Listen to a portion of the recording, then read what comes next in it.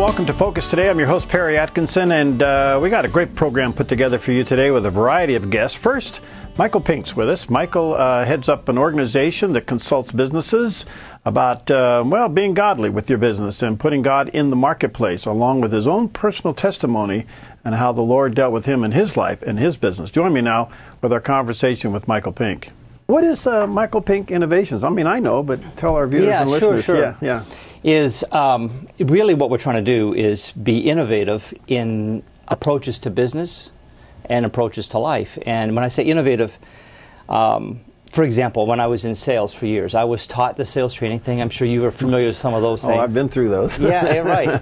And but the innovation really was something that in some respects wasn't that innovative. I was simply using the scriptures, looking at the scriptures, the Word of God, to say, how do you incorporate that into, for example, a sales environment? How do I take the Word of God, not just be honest, not just be trustworthy, but what are the principles and the strategies and things that I can find in Scripture that are mirrored for us that we can use and adapt to the sales and business processes that we all are in? And so that's one example of an innovation. Or another one, if I may, yeah, sure, is I spent a lot of time going to the various rainforests of the world. And I went down to Costa Rica and Belize and Panama and Tobago, Barbados, down to South America to Ecuador, and going through the rainforest and meeting with scientists and capitalists and botanists and you name it. I went and met with folks to learn to see how God, for example, takes a place that has very poor soil. The rainforests have very, very poor soil, very limited nutrients in it, and yet he produces great abundance from that. So how does God get abundance from scarcity? And so I went down to study that because it's the most abundant place on the planet. And so the innovations that came out of that have been heralded by a lot of companies who love the principles that they can pull, because my attitude is, and my belief is, God made this stuff. So how does he make it work? So those are some of the innovations. And you take that and you share it in the business community. You apply it to businesses. I know you do motivation speaking, but more importantly, you bring the gospel into all areas of business. That's right, absolutely. I mean, I'm always wanting to give testimony to the Lord, and I like to discover how he does things. I look up into the stars, and I see the movement of the planets and the sun, and how all that works together, and realizing that there's certain regularity, there's certain patterns, there's certain rhythms. So my last project for the last year has been to discover the rhythms that are present in all of us. Your heart and my heart beats at a certain rhythm. In fact, your heart stopped just a second ago, but then it kicked back in, fortunately, because your heart comes to a complete stop, a complete rest, many times a minute, as does mine. And there's a rhythm to your heartbeat. There's a rhythm to day and night, sleeping. There's spring, summer, winter, and fall. There's all those different rhythms. So I wanted to see how those rhythms would show up in the financial markets. So I began looking for patterns, mathematical patterns that would show up in the financial markets. Did you find them? Oh yeah, absolutely. And yes, sir.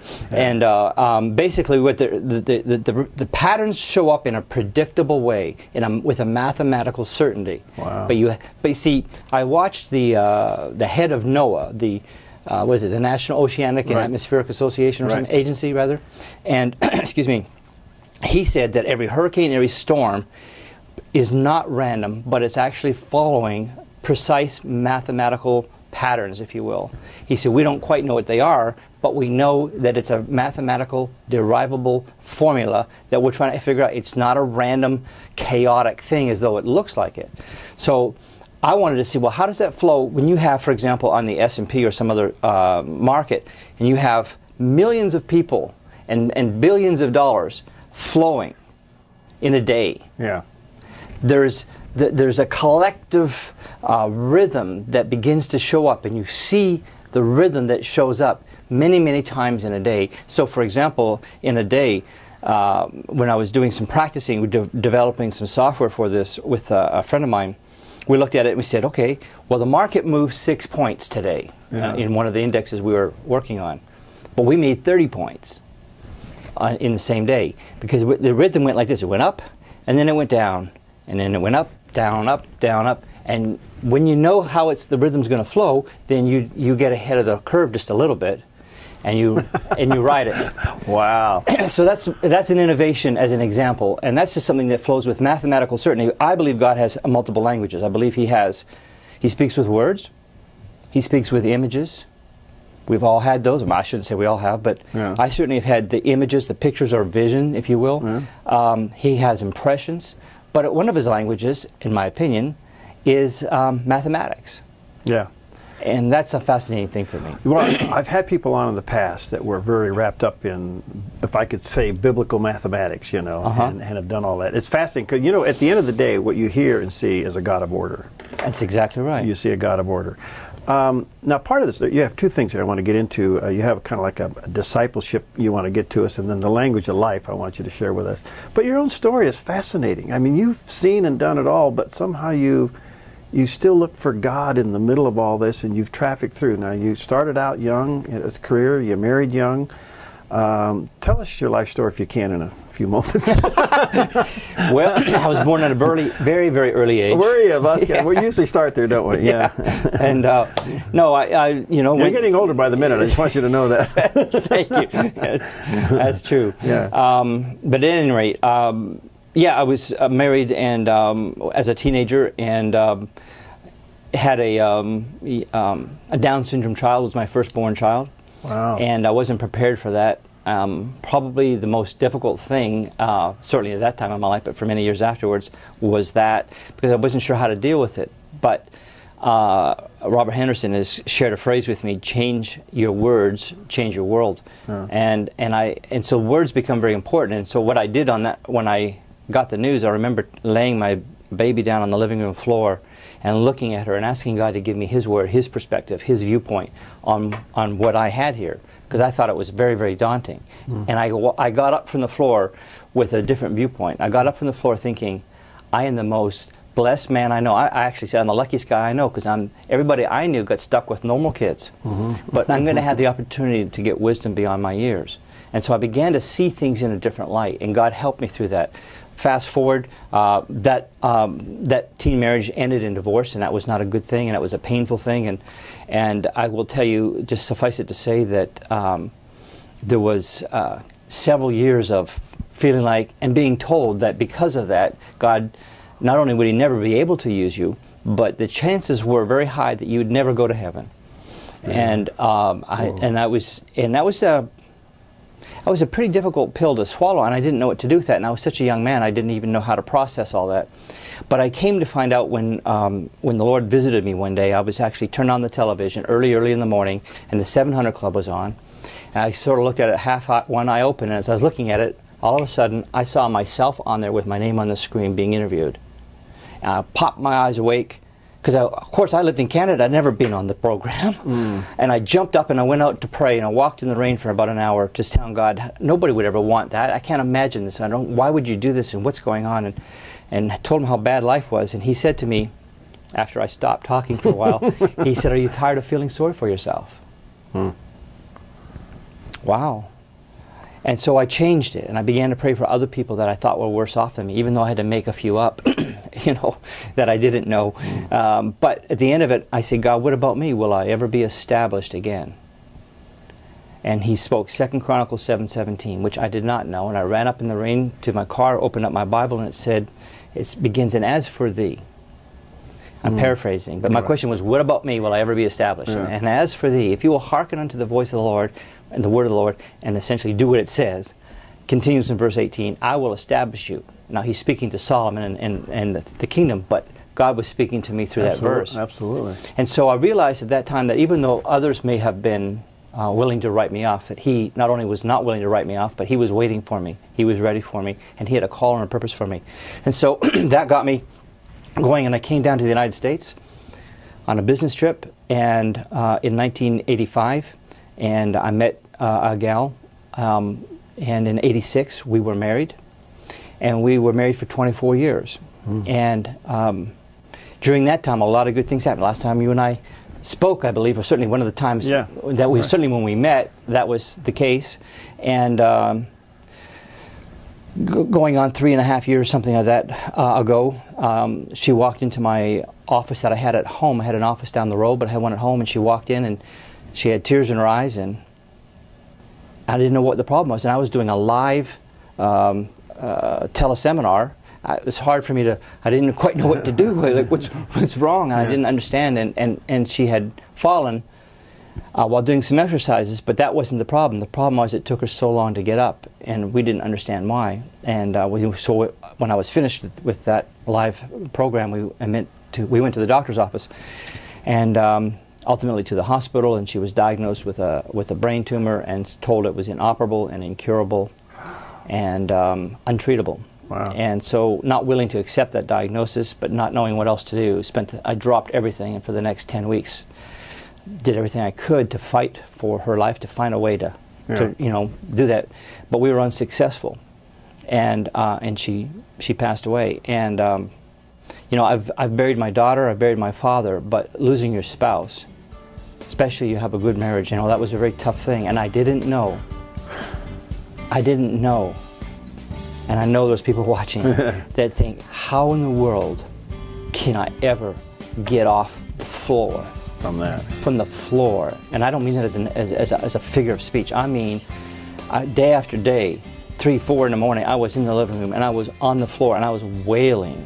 And I was telling God just how much it hurt. And I would do anything, legal or illegal, if I could, to get out of pain. But I knew that the things that come to mind weren't the right things. And I needed Him to do something. All right, I want you to hold it right there. And when we come back, I want you to tell us what God did for a fascinating story. Michael Pink's with us. We'll be right back. Hi, I'm Paulina, and I work at theDove TV. Did you know that when you support theDove TV, you have a profound impact, not only in our community, but around the world? It's your continued support that takes the inspiration and hope in the programs we produce and makes them available to the thousands of people who are watching these videos online every week. Help bring encouragement and hope to our valley and beyond by making a secure online donation today at our website, thedove.us.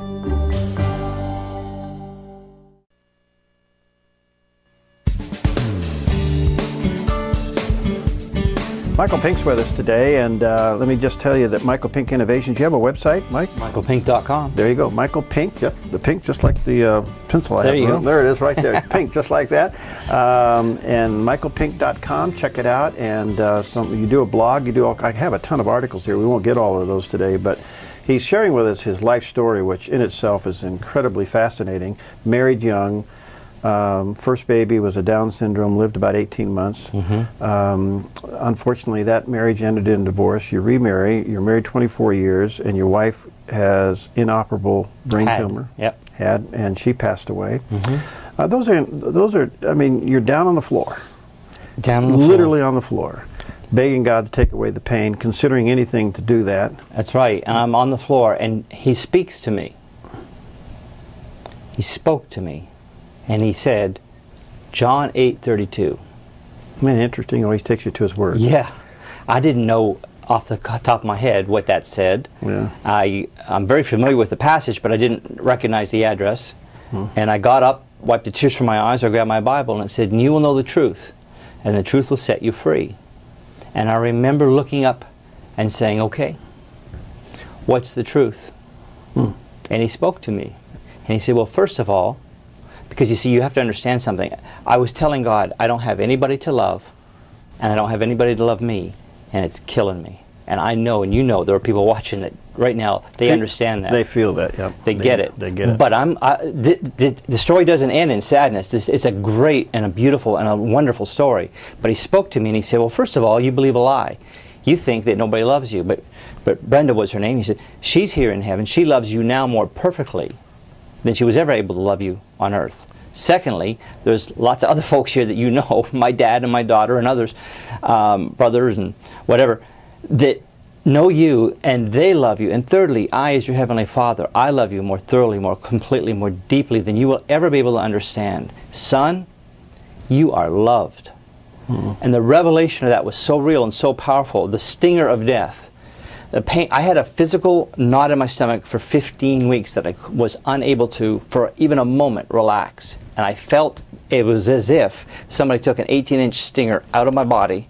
My stomach went, and peace came into my being. And at that moment, I went from wailing to standing in my kitchen, dancing, literally dancing while making cappuccino. I wrote a blog that day called Dancing with Cappuccino. Now, you hear that, Steve Johnson? Yeah. Look at that thing behind me. Yeah, that's right. Dancing with Cappuccino. And it was an incredible, joyful exuberance. And I found something. I found that in Isaiah 61, I think it's verse 4, when he says, I'm going to give you beauty for ashes, the oil of joy for mourning, the garment of praise for the spirit of heaviness. Those are exchanges. I'll give you $10 for your phone. Okay? It's an exchange. It's not a... he offers us an exchange. Yeah. And I don't have an explanation theologically or philosophically or intellectually, more importantly, for what I'm trying to say, of exactly how that happened. I can only go to the Word and say, I took that exchange, and I went to Joy, and I called my pastor, and I said, you know, when you called me yesterday and we talked every day you ever talked to me in the last number of weeks, I have been, babbling and like a baby, right? And I said, but that won't happen anymore. I was blubbering. That was the word I was looking for. And I said, I've been checked out of intensive care. I'm in physical therapy. You will never again find me like that. It wasn't a will. It wasn't a purpose. It wasn't a determination, a vow. It was a fact. And I knew something had happened supernatural in me. And the thing was gone. The thing was gone. And I was so joyful. I was so ecstatic. And others could have a hard time believing it. But then the story gets better. And I realize some folks have a hard time with this, but people have a hard time with the fact that you can be, they believe God, some people do, believe God can heal a crippled person, meaning he's crippled and now he can walk, or he's blind and now he can see. But when you're emotionally wounded, they have a hard time believing that you can go from boom to joy. Yeah. That's a hard time, and they want you to stay in grief for a lot longer until they're comfortable. Boy, that's so true. They want you to be in grief until they're done. But you know, that's not how I was going to play that. I told the Lord that I will grieve deeply, but I will not grieve endlessly. And on that very same day, February the 17th, the very same day, a woman that I had never met, didn't know existed, didn't know I existed, in the state of Mississippi. It was her birthday, and she was driving home from work, and she said, Lord, same thing I said, I don't have anybody to love, and I don't have anybody to love me, and I'm done with that. I want somebody, you know, and she was really feeling that, and she had prayed that prayer. And 2 days later, ministry sent me an email and said, Michael, we got a new face page, would you check it out? And I did, and I saw this thing. I wasn't familiar with Facebook, but it said, you and this guy have a couple of friends in common, and this lady was one of them. So I emailed her and said, how well do you know this ministry? And a dialogue began. But the thing is, she wrote me and she said, Jesus, at the end of it, she signed it off and she said, Jesus loves you. But I knew in my heart, it wasn't a tagline, it wasn't a bumper sticker, that she had a revelation of His love. And I knew I needed that. I wanted more. Tell me more. And I reached out to her and we began communicating, which led to a phone call that night, which lasted till morning, and for the next several nights. And finally I said, you know, let's meet. And so we met. I think 5 days later, and the day that I met her, that day, I know this will cause people to have a little bit of a stroke, but you know, get over it, that's all I got to say.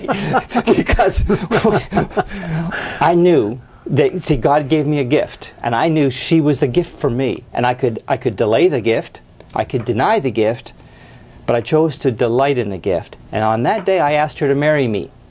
The first time you met her? Yes. And she said, are you serious? I said, is the Pope Catholic? No.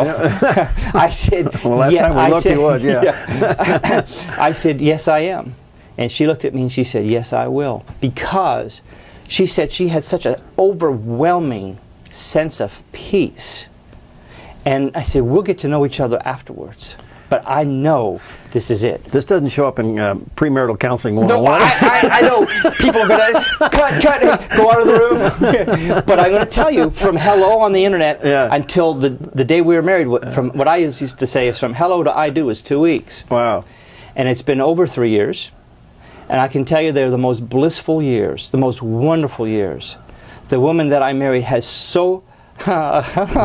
she is so full of God. She is so full of His love. She is love on a popsicle stick. She is the manifestation of God's love. I'm telling you, it's the most loving human being I've ever known or met. And for whatever reason, she thinks I'm pretty special. Well, she can come to me for counseling. We'll straighten that out. Now, listen. Let me. We're going to run out of time. So, how is God using all of this now? He brought you two together. You've been through incredible things in your life. God doesn't waste anything. That's right. And you're speaking all over the country. So, how's God tied all this together? Well, first of all, Judy, my beloved wife, and I are writing a book called Dancing with Cappuccino. Of course. The Power to Rise. Of course. You guys sure you weren't on a caffeine high when you met? And we do understand the exchange. We do understand that God can reach into a person's life, because some people think the hardest thing you could ever do is lose your child. I've done that. It's not the hardest, but it's extremely difficult. Others, it's their parent. I've done that, and it was extremely difficult because I was so close. But for me, I always believed the hardest thing would be losing your spouse, and I've done that too. And in each case, God spoke a word, and in an instant, different timings, but in an instant, He took the pain. And that message and that ability to receive that is something that Judy and I are extending wherever we go. There's two parts of that message I want to make really clear. First of all, you turn to God. A lot of people don't turn to God until they really, you instantly had a training, you had a relationship that turned you to God. And secondly, you were willing to open up and say, accept whatever He said, which probably meant change. Yes, yeah, it absolutely did. I mean, know the truth, and he immediately switched my paradigm. But, see, I knew that you cannot step into the future with one foot in the past. I knew that I was not going to turn my home, for example, into a mausoleum. Yeah, good. I loved and honored her and her memory. And I talked freely about her all the time with Judy, who never knew either one of us at the time. She said, I never heard of you. It turned out she has one of my books, but I don't know. Maybe she didn't read it. No, she's kidding, sweetheart. But, we weren't acquainted beforehand. But I knew that God had stepped into our life, and I was willing to say, okay, what is it? What is it? And when He takes it, Judy taught me this. She taught me a lot, but one of the things she said is, the Bible says, take courage. Take it. Or take peace. Because the peace that I needed, I was asking God, okay, what happened? I wanted to kind of know the why question without asking it. And one day He said to me, why do you want to know? And I said, because I want peace. And He said, my peace I give to you. And I said, but what happened? I don't understand. We were hoping and believing and praying, and I don't know. He said, why do you want to know? I said, because I need peace. He said, my peace I give to you, not as the world gives, give I unto you. Take my peace. You're trying to get through intellectual process a supernatural impartation. You won't get it theologically, you won't get it philosophically, you won't get it intellectually. I give it to you. Take it. Take it. That's the key. And I took it. And you took it. Yeah. Wow. Now, we're out of time. What can I say? I mean, this is fascinating. Let me just say to our viewers and listeners, check it out, michaelpink.com. And I have a bunch of your blog information here. It's just endless things. And he'll be speaking at Toastmasters today in Grants Pass. And then I know you've been in and out of the Valley a couple of times. We'll have you back, I'm sure, in the future. But exciting how the Lord is using you through these things. I've always said, whatever God saves you from, brings you through, He turns you around, makes you a minister too. I don't think you know how many people you spoke to with your testimony today. Thousands. I'm sure I don't. Because we believe in physical healings, but somehow we don't accept emotional healing. That's right. I don't know why we do that. We just seem to kind of hope that it happens when it really does need to happen. Well, I will tell you this. When I told Judy, when we were getting to know each other over the phone, I told her what had happened. For her, I was the first person that she'd ever heard say that, because she had a similar experience in her life where God came and He spoke to her and healed her in an instant of a deep, deep emotional pain, and it was gone. And she understood what I said. And so she was able to receive it, because you see, I'll tell you something else. 25 years ago, approximately, when she was a younger woman, about 25 years younger, she was praying one day, and she told me that she said, she thought of this, remember this after we were married. She said, I was praying and I had a picture of a man. And I said, Lord, who's that man? And she was praying for me, for this man. She said, who's that man? He said, he's going to be your husband. And she said, well, if he's going to be my husband, why is he so sad? And he said he just lost his wife. Really? Yeah. Wow. All right. Michael, thank you. Thank you for blessing us today. And again, michaelpink.com. Go to his website and read more about it and pick up some of his books. Thank you for sharing with us today. Thank you, sir. We'll be right back. Hi, I'm Daniel and I work at theDove TV. You know, compared to Portland, Seattle, and LA, Medford might be considered a small market, but at theDove, we're excited about the opportunity to make a big impact right here in our community. And you help make that happen. Did you know that more than 90% of our income comes from people like you? You can help us now by making a secure online donation at our website, thedove.us, or by phoning 541-776-5368.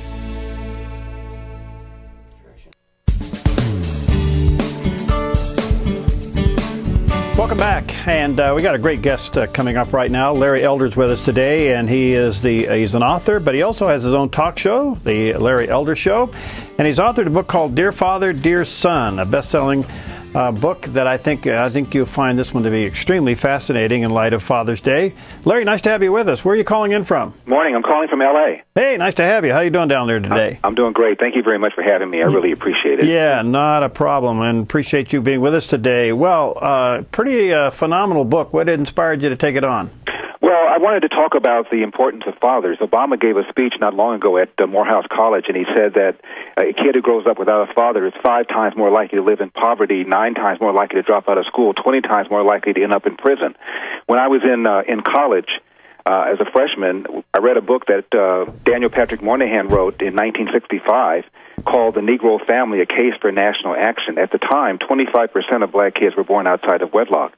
Fast forward, that number now is 75%. In the white community, it's about 35%. In the Hispanic community, it's about 50%. Now, there's a direct relationship between not having a father in the house, as Obama said, and crime and unemployment, dropout, you name the social problem, it's there. I told Pierce Morgan when I was on there the other day that the face of gun violence, as horrific as Sandy Hook is not some white kid in the suburbs. It's a minority kid living in an urban area, and not unlike the 15-year-old girl who performed at Obama's inauguration who was killed in one of those to whom it may concern shootings among gang members. And why do people join gangs? They join gangs because they have no fathers in the house. Tupac Shakur, the rapper, after he died, a documentary came out called Resurrection, and he said, I know for a fact if I had a father in my life, I would have had more discipline and I would have been more confident. And so, you know, people in the inner city are telling us what's going on. We're just not listening. In 1985, there was a poll taken, and both poor people and non-poor people were asked the following question. Do you believe young poor women often have children to get additional welfare benefits? Not too surprisingly, the majority of non-poor people said no. However, 64% of poor people said yes. And so they're telling us we're just not listening. Wow. Boy, there's a lot there. Now, your book, pretty much a true story, huh? It is. It's about my horrible relationship with my father. I call him a junkyard dad dog. He was a Montford Point Marine. These were the first black Marines. They were the equivalent of the Tuskegee Airmen, not quite as celebrated. But there were about 20,000 of them who went through that camp in North Carolina, and my dad was one of them. He was a cook in the Second World War, and he comes out and goes back down to the South to get a job as a cook, and he's told, I'm sorry, we don't hire any N-words. None of which, by the way, I knew until I was 25 years old. My dad and I had this huge fight when I'm 15 years old. We don't speak for 10 years. Wow. And I'm 25, and I decided I'll sit down and at least tell him what I think of him. I figured the conversation would last about 10 minutes. I tell him what an SOB I thought he was, cold, ill-tempered, in my opinion, punished us too quickly and too severely. At the time, that's the way I thought anyway. And I figured he'd say something equally harsh back, and at least we'd have a 10-minute clarification. Instead, we sat down for 8 hours. And during that 8-hour period of time, he morphed from this cold, uncaring SOB to this kind, hard-working, sensitive man who was in my life the whole time. I just mistook the exterior for lack of love. I couldn't have been more foolish. And so the book really is a 247-page apology to a man who was always in my life, and I was lucky enough to have him. And the book is hopefully designed to tell people, even if your father made mistakes, said things he shouldn't have said, punished you in ways you didn't quite like, if he was there, if he was involved, he did his job. And my father was kicked out of the house when he was 13 years old. I didn't know that until I had this conversation. The name Elder was the name of the boyfriend who was in his life the longest. He was an alcoholic who beat him up and beat his mother up. Just a series of bad boyfriends his mother had. And so this is a black boy kicked out of his house, never to return, 13 years old, on the eve of the Great Depression in the middle of Jim Crow's South, Athens, Georgia. Wow. And my dad never bitched and moaned and whined about what people did to him. He told my brothers and me, hard work wins. You get out of life what you put into it. And no matter how hard you work, things are going to go bad. How you respond to those bad things will tell your mother and me whether or not we raised a man. And he said the world is very different from the world in which I grew up, and don't let people tell you that racism is going to hold you back. He says, I'm not saying racism has gone away, but for crying out loud, everything is different from the way it was when I grew up. And don't act as if it's not changed. It has changed. Wow.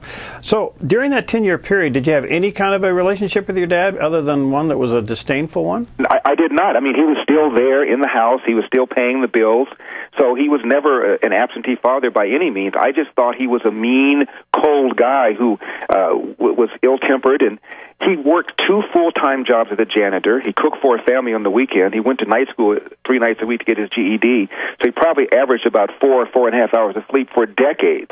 You try doing that and having a stay-home wife with 3 boys and see how you feel when you come home and find a bunch of rambunctious people yelling and screaming. That's how it was. And when I wrote the book, I found out that a whole bunch of people felt similar ways about their fathers. And when they got older, they realized, as I did, that their fathers did the best they could with what they knew, and they did their jobs. And for crying out loud, we were lucky enough to have somebody like that in our lives. How did you, so after you and your dad made up, I guess is the best way to put it, what happened after that? I mean, you obviously have an improved relationship, but have you gleaned anything from him? Good Lord, yes, and that's what the latter half of the book is about, just words of wisdom from him. When you don't have a good relationship with your father, there's an itch. There's something there, and it affects how you will react to other people. It affects you whether you're a boy or whether you're a girl. If you're a boy, it affects you in the sense of not really quite appreciating authority and having difficulty dealing with authority. And if you're a girl, if your father's not around, oftentimes the first guy who can fug up a mirror is a person that you gravitate towards. Or it makes you distrustful of men altogether because your father was not around, and therefore you don't think they're reliable. So there's damage done to both boys and girls. And in the case of my own father, my father told me that he believed in hard work, he believed in personal responsibility, and he did not like what he called victims, people that made other people make you think of yourself as being inferior. And he believes that hard work wins, and no matter how hard you work, if you work hard enough, people will reward you, and no matter your race, no matter your ethnicity. And so he was just a very positive person. He was 96 years old when he died. He died about 6 months after I finished the book, so he was able to at least know what I was doing. Did your siblings have the same kind of relationship with your dad? They did. I have 2 brothers, older and younger. All of us couldn't stand him. We all felt the same way. The only thing that made us feel that my father wasn't a criminal is because he married my mother. And I knew that my mother was loving, and something in the back of my mind let us know that at least he must be a human being, otherwise my mother wouldn't have married him. But we didn't understand why she married him. He was just an ill-tempered guy, but the reason he was ill-tempered is because he was tired all the time. Were you able to lead your other 2 brothers to a reconciliation with their father? I was. My younger brother, unfortunately, had died of diabetes some years before this, but my older brother and I sat down after I reconciled with my father, and I caused my brother to sit down with him as well. And he did, and it made my brother's relationship better, and I think it made my father's marriage to his mom, to my mom, better. They were married 56 years, and I think they treated each other a little bit better after my brothers and I reconciled with my dad. You know, there's such a huge lesson in all of this, and such a great message. How can you sum it up, Larry? Because it appears to me that if we can get fathers and sons reunited, especially some of those statistics you talk about where the dad's left the home or the son's left the home or whatever, if we can just get the family back intact, we can do more good with that than anything else. I would say to all men, to bring a child into the world that you cannot feed, clothe, house, and educate is the moral equivalent of a drive-by shooting.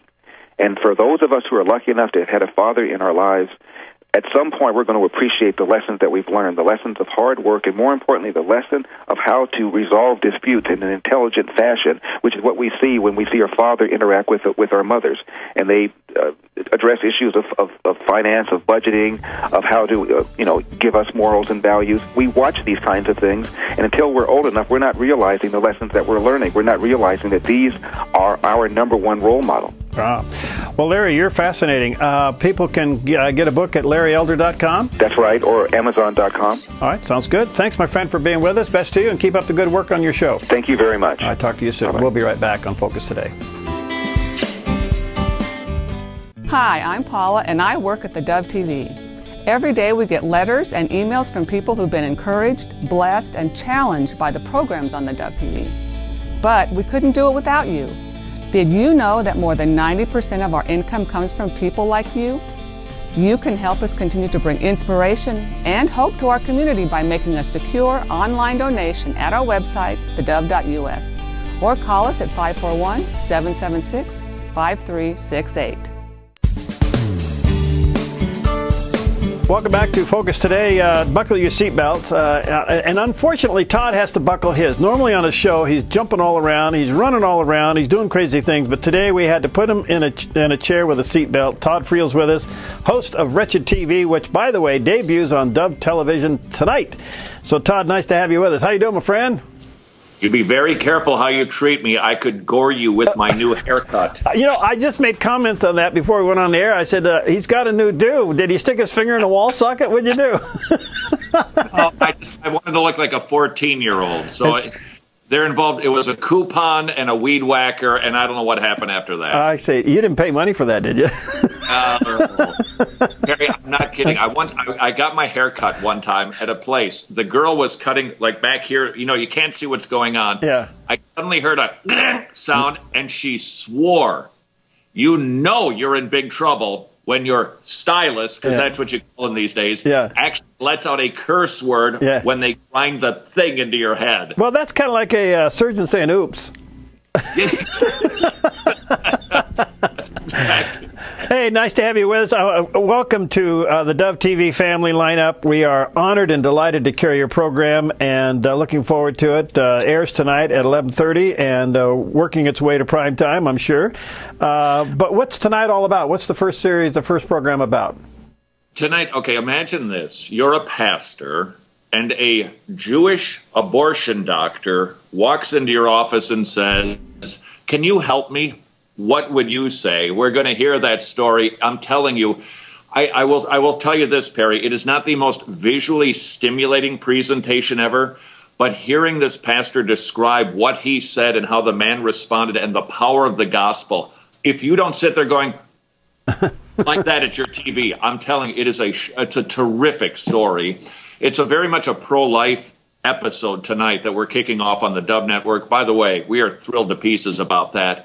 And it might sting a little bit because there's a little bit of a conviction to this particular show. Francis Schaeffer said that the local abortion clinic only exists by permission of the local church. So the question is, how do we get involved? What do we do? What don't we do in the pro-life movement and the Holocaust that we're seeing today? No question about it. Well, you know, what's so interesting about what you've done, by the way, I love your set, everything you do. For those of us who are in broadcasting, I don't know who your producer is and how you put it all together, but it's masterfully done, and I want to commend you on that. But you're taking on the issues of the day, and that's what I appreciate. Now, there's a lot of craziness involved, but you make your point, and I want to commend you for that. I brought this just for you. Do you know what this is? You can't see it, so I'm going to read it to you. All right. This was sent to me from an 8th grade parent in Massachusetts. Are you ready for this, Perry? Yeah, go for it. Dear parents, it's a permission slip. In Writer's Workshop, we're learning about how-to writing, how to write how-to stuff. Yeah. Because if you've ever tried to assemble a present or a toy for your kid, those directions which are so miserable, well, this is how-to writing. Yeah. We believe the best way to learn how to do something is to actually do it. Our class is going to try to learn how to blow a bubble with bubble gum. 2 exclamation points after that, so they need a bit of a writer's workshop themselves. Then write the steps involved with doing this activity. This should be fun. 3 exclamation points. Okay, here comes the punchline. Are you ready? Due to our wellness policy, parents have to fill out the permission slip below. Parents have to fill out a permission slip for their chew bubble gum. It was just resolved that a child under the age of 16 can now get the morning after pill without permission of their parents, but you gotta sign a permission slip for your kid to chew Bubblicious. If our country isn't completely flipped on its head right now, I don't know what's going on. Well, it is. And you know what's scary to me, Todd, is that the faith community is accepting it. Why? There's right now, well, Perry, I think right now there's so much going on that is just bonkers out there. The Hub Kids Network just launched a show aged 2 to 12. That's their target audience, called Shizao. It's the story of a boy who puts on a super ring and becomes a girl super fighter. Okay. Oh, boy. Okay. How's it about an ABC Family? A new kind of family. It's called The Fosters. And Heather has 2 mommies. I mean, it's just what's going on with the Boy Scouts. It's just there's so much happening right now that the Christian, I think, is starting to feel a little overwhelmed. Well, overwhelmed. And they also feel like, well, what can I do? I mean, what's one thing? But, you know, there is one thing everybody can do, and that's vote. Because if you look at the amount of Christians who are eligible to vote, don't vote, and those who are registered to vote don't vote, there's enough in those numbers right there to sway any election. Yeah, I don't think the Christian should give up our civic duty and responsibility. I think we have a chance to love our neighbor through our voting. I don't think that we should be seeking utopia on earth, but we should try at least to leave our little corner of the world a little bit better than when we found it, as good stewards of the planet. Right, right. Of all the things going on in Washington, which ones do you think is the hottest? Oh. Okay, last night, Mrs. Friel, we were flipping on the TV because, you know, that's what you do. You flip by. And it was the very end of the Miss USA pageant, so thankfully the women were dressed at least appropriately in their gowns. By the way, in Indonesia, the Miss Universe pageant, they can't wear a bikini there because of the religion of peace, at any rate, which I don't actually have a problem with, but the point. So the women were being asked questions last night. Specifically, one of the questions, a tough one in the Q&A, was, do you think that the government should be allowed to listen to our phone conversations so that we can be protected? And her answer was, yes, I do. And I thought, well, then you shouldn't be Miss USA. You should be Miss Russia. That isn't America. That's not freedom to have the government eavesdrop on our conversations. I think there's a lot of issues right now that just demonstrate they are symptoms of a much deeper problem right now in our country. All right, we've often wondered what would a culture look like when God is silenced or kicked out. This is it, isn't it? Well, the question is, are we being judged, or is what we are seeing already the judgment from God? That is a great theological question. Yeah, you know, and I think you make a great point there, because the Scripture talks about things that are done in secret and in darkness would be revealed from the housetop. It appears that God's pulling the cover back. And by the way, Todd, most of these scandals, a great number of them, broke 1 week to the day after the president stood in front of Planned Parenthood and said, God bless you. Oh, and then one football player, I think he plays for the Ravens. Ravens, right, yeah. I can't go to the White House because he actually said that. Some people are applauding it. Some people are shellacking him. Hey, speaking of football, Perry, I'm going to make a prediction about Tim Tebow. Okay. I think the culture has so radically changed since he played for Denver a year and a half ago. I think the reception that he gets in New England isn't going to be nearly as warm as it was when he was in Denver, because I think the culture has changed so radically with their attitude toward Christians in the last year and a half alone. Yeah, well, didn't Jay Leno said he'll probably be audited because now he's a patriot. Right. Jay Leno told a funny joke. Right. Just in time. That's true.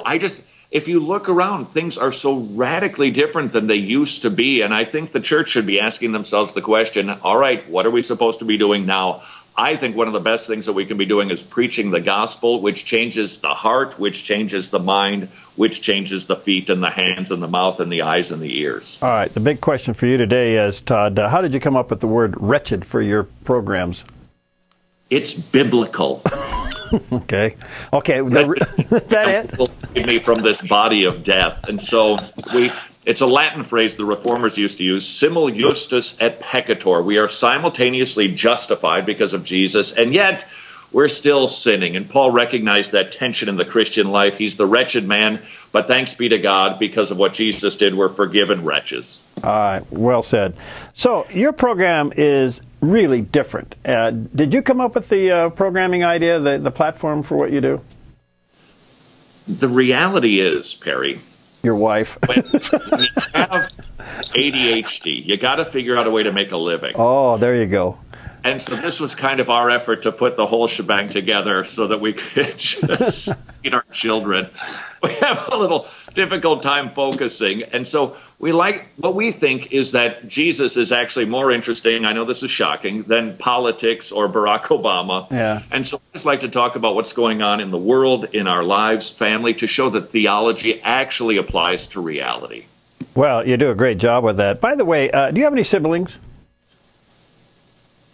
2. Does this have to do with the IRS also? I'm working there. Where are you in the lineup? I'm number 3. I guessed it. I told this crew you're a baby.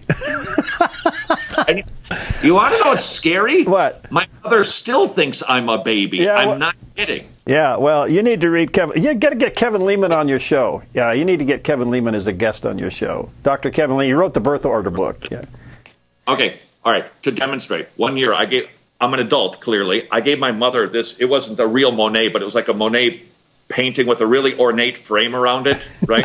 Yeah. She hung it on the refrigerator with magnets. Oh, I'm not even making this up. Once I was lighting the candles for the Thanksgiving dinner, and I went to throw the match away into the garbage can, and my mother said, "Don't throw that in the garbage." And I said, "Well, I'm gonna run it underneath water, Mom." And she said, "Well, don't use hot water." Oh boy.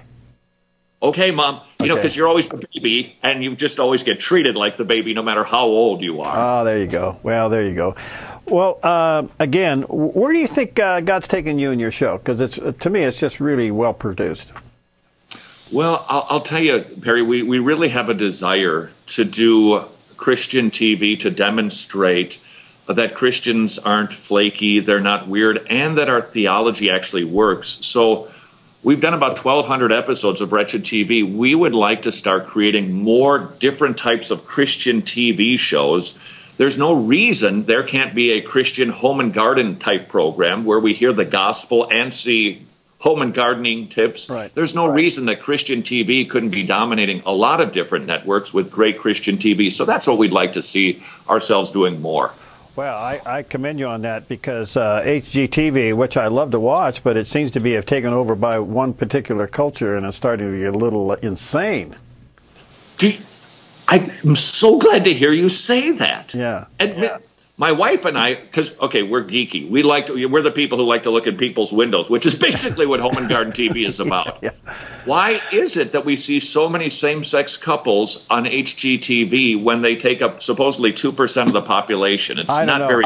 I wrote a letter to the producer and never got a response, but I thought, you know, you got such good content until it comes to that. You obviously have a social agenda. There's no question about it. So, well, Todd, thank you for doing what you do, being crazy like you are, but at the same time passionate about your ministry and the convictions that God has in your life. I think this is absolutely wonderful. The Wretched TV starts tonight on the Dove TV, and look forward to many times together. And what's coming up in the future in the way of content? Way of content, we're tackling all of these issues that we're seeing, whether it's the Boy Scout issue, how should a church respond? Marijuana, it's now legal to smoke. We're now seeing some pastors saying, God doesn't care if you smoke pot. What does the youth minister say about those issues? What does the youth minister say about a lot of the issues that our kids are going to be asking as we face this whole brave new world that we're facing? You do a great job. Thanks, my friend. Welcome to the lineup. God bless you. Hang in there. We'll talk to you many times soon, okay? Thank you, Perry. We are thrilled to pieces. Thanks to the Dove Network. You bet. See you. We'll see you next time on Focus Today.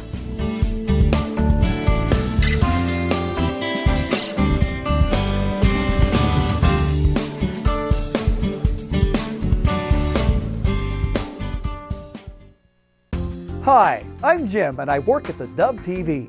Every weekday between 6 and 8 a.m., our award-winning news and sports team bring you the best morning show around. It's live, it's honest, and it's a whole lot of fun. And you help make it happen. Did you know that more than 90% of our income comes from people like you? You can help us continue to air local programs that share your voice by making a secure online donation at our website, thedove.us.